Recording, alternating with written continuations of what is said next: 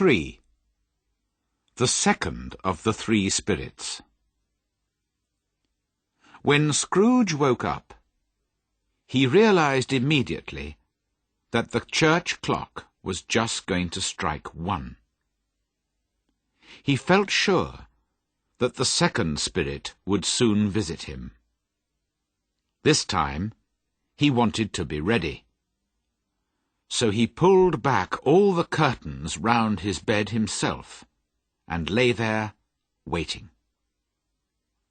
At 1 o'clock, instead of a spirit, a strong light shone down on Scrooge's bed. He felt very frightened. After a few minutes, he thought that perhaps the light was coming from the next room, so he got up and went to the door. When he touched it, a strange voice called his name and asked him to enter. He obeyed. Although he recognized it as his own room, it looked very different now. The walls were covered with bright green leaves, and there was a good fire burning in the fireplace. On the floor were big piles of the best Christmas food, wonderful, rich, dark cakes, warm, soft bread, colourful apples and oranges, plates of yellow butter, cooked chickens, boxes of chocolates and sugared sweets. Sitting beside all this was a large, smiling spirit, who called out cheerfully to Scrooge, come in, man! I am the ghost of Christmas present. Look at me." Since the first ghost's visit, Scrooge was no longer very sure of himself. So although the spirit's eyes were clear and kind, Scrooge was afraid to look straight into its face. But he could see that its body was dressed in a long green robe. Its long brown hair fell freely down its back, and its face wore a warm and friendly smile. Light shone from the torch which it was holding in its strong right hand. "Spirit," said Scrooge quietly, "take me where you want. Last night I learned a lesson which is working now. If you have anything to teach me tonight, let me learn from you." "Touch my robe," said the spirit, and Scrooge obeyed. The food, the room, the fire, all disappeared, and they were standing outside in the cold, snowy streets on Christmas morning. Although the sky was grey and the streets were dirty, the people looked surprisingly cheerful, as they hurried to the bakers' shops with their Christmas dinners, all ready for cooking. The spirit seemed specially interested in poor people. He stood with Scrooge in a baker's doorway, and held his torch over the dinners as they were carried past him. Sometimes, when he saw people pushing each other or getting angry, he lifted his torch over their heads, and immediately they became kinder, or stopped arguing. "Because it's Christmas," they told each other. "What does your torch do, Spirit?" asked Scrooge. "It gives a special taste to people's dinners on this day," answered the spirit. "Why do you use it most on poor people?" said Scrooge. "Because poor people need it most," was the reply. They went on through London, and came to the small house where Scrooge's clerk lived. Here the spirit smiled, and held his torch high over the door. Inside, Bob Cratchit's wife and second daughter Belinda, in their everyday dresses, but looking clean and pretty, were putting plates on the table for their Christmas dinner. Bob's son Peter was helping to cook the potatoes, and two smaller Cratchits, a boy and a girl, were running round excitedly. Just then the eldest daughter, Martha, arrived home from work. "Here's Martha, Mother," cried the two young Cratchits happily. "We're having a really big chicken for dinner, Martha." In fact, it was only a small chicken, but it seemed large to the excited children. "My dear, how late you are," said Mrs. Cratchit, kissing her daughter several times. "We were so busy yesterday, Mother," replied the girl. "That's why we didn't finish until this morning." "Well, never mind, now that you're here. God bless you. Sit down by the fire, my dear." "No, no, Father's coming," cried the two young Cratchits.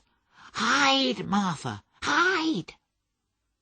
So Martha hid herself, and in came Bob, in his thin coat and long white scarf, with his son Tiny Tim in his arms.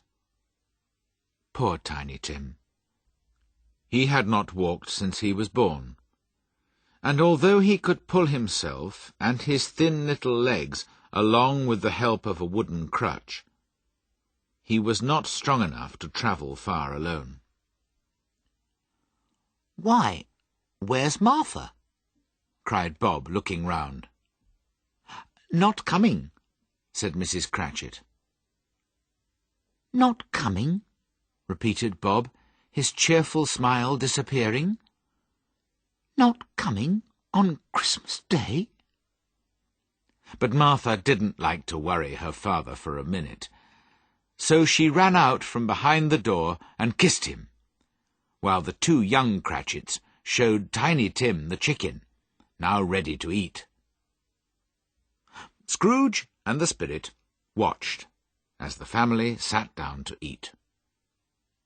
It was a poor enough meal, but to them it seemed wonderful, and they ate every bit of it.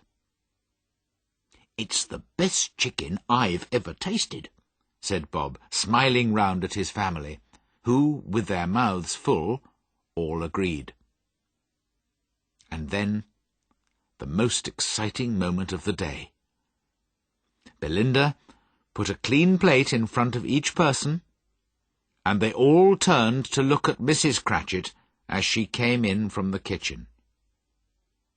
Her face was hot from her morning's work, but she was smiling happily as she carried in the Christmas pudding in its little circle of blue fire. Oh, it was a wonderful pudding. They were all delighted with it. "It's your greatest success in all the years that we've been married, my dear," said Bob. "Well, I did wonder how much fruit to put in it," said his wife.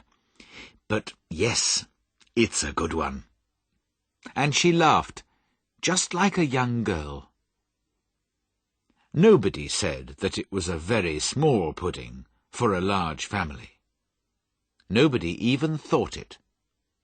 No Cratchit ever said or thought things like that.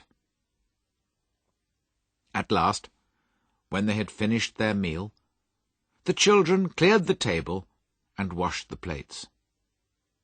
Then they all sat round the fire, eating apples and oranges. There was a large bowl of fruit and sugar and hot water, and something a little stronger.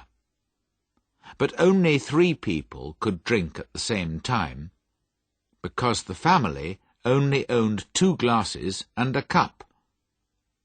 But this did not worry the Cratchits at all. Now, Bob lifted his glass and said, "A Merry Christmas to us all, my dears. God bless us." The family repeated his wish, and Tiny Tim said, last of all, "God bless us, everyone." He sat very close to his father, on a small chair. Bob held his son's thin little hand in his own. The boy had a special place in his father's heart. "Spirit," said Scrooge, with an interest that he had never felt before, "tell me if Tiny Tim will live." In the future, I see an empty chair by the fire, with a crutch beside it. If these shadows do not change, the child will die. "No, no," said Scrooge. "Oh, no, kind spirit. Say that he will live." If his life does not change soon, he will die before next Christmas. What does that matter? There are too many people in the world, so it's a good thing if some of them die. Scrooge was ashamed and sad to hear his own words spoken by the spirit. But he lifted his head when he heard his name. "Mr. Scrooge," said Bob, "let's drink to Mr. Scrooge, whose money has paid for this meal." His money? said Mrs. Cratchit angrily. What can we buy with his 15 shillings a week? Why should we drink to the health of a hateful, hard, unfeeling, mean old man like Scrooge? "My dear," said Bob gently, "remember, it's Christmas." Well, Bob, I'll drink to his health only because of you, and because it's Christmas.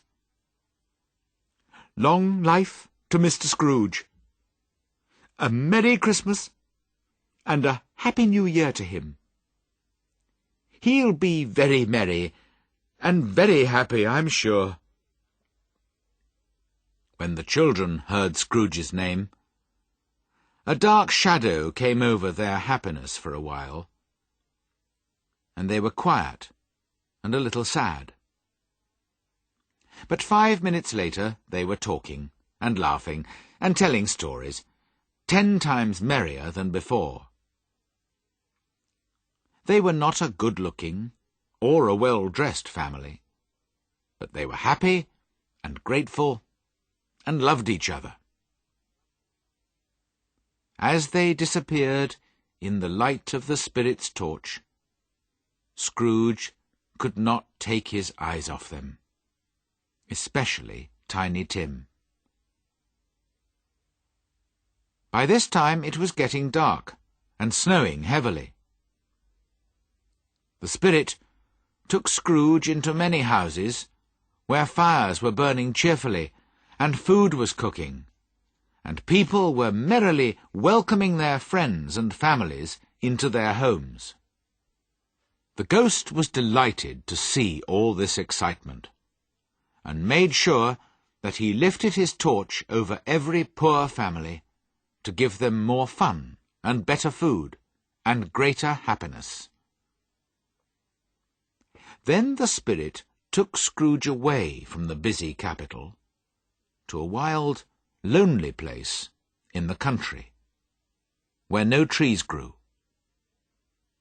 Here they visited a small stone house, a long way from any town or village, where an old man and woman were singing Christmas carols with their children and grandchildren.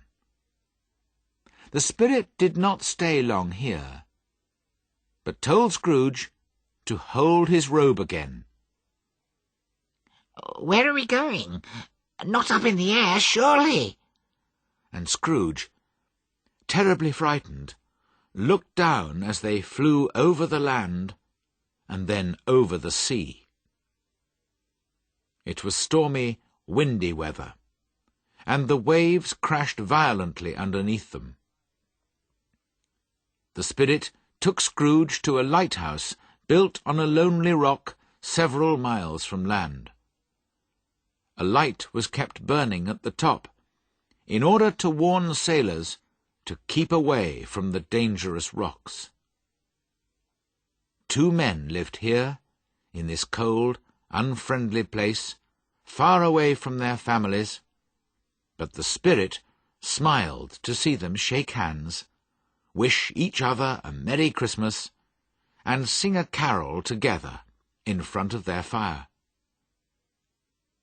Again the spirit and Scrooge flew on, and together they landed on a ship in the middle of the sea. Here, every man, although many miles from home, had a kind word for his friend, or thought warmly of his family, because it was Christmas. It was a great surprise to Scrooge, while listening to the noise of the wind and waves, to hear a happy laugh. He recognized it as his nephew's, and found himself, with the smiling spirit beside him, in his nephew's bright, warm sitting-room.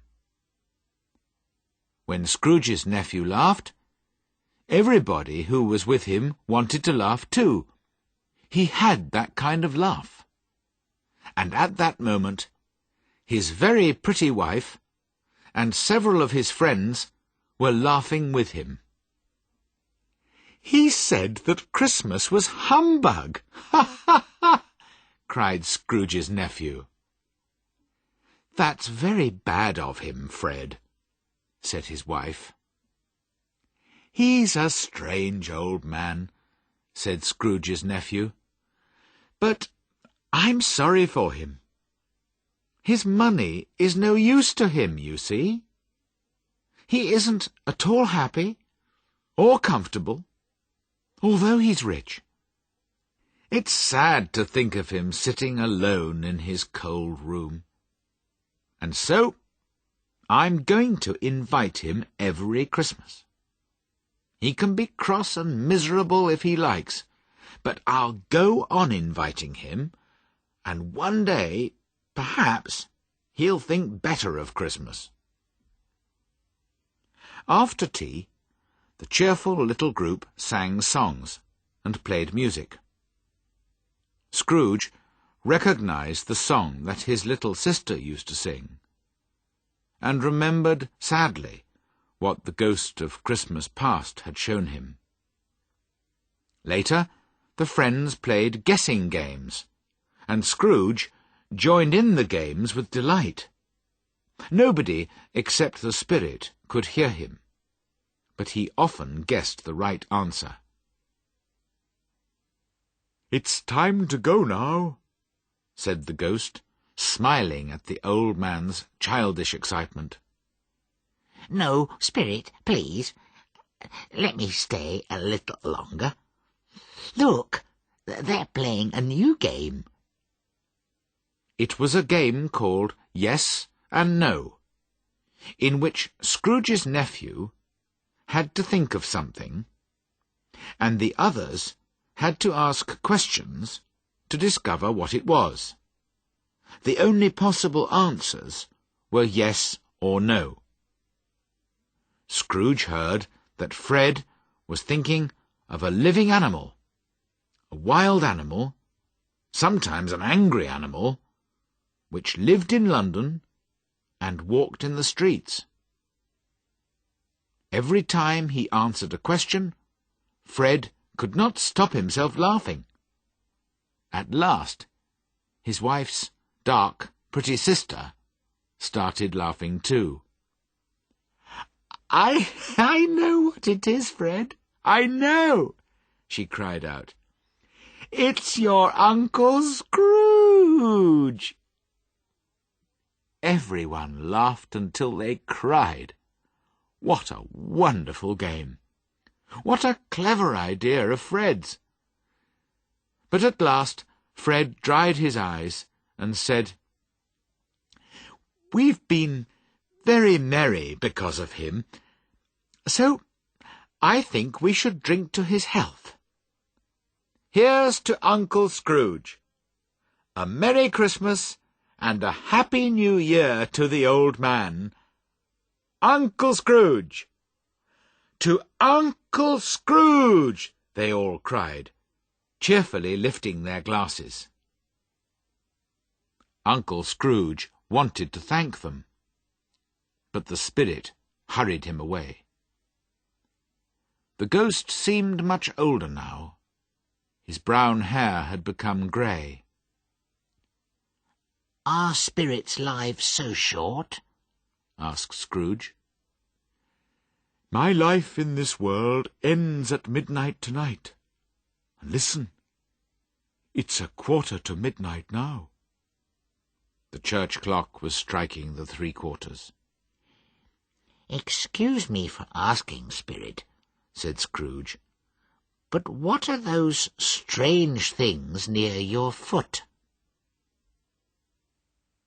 Oh, man, look here, said the spirit sadly, and brought out from under his robe 2 ghostly figures, a boy and a girl.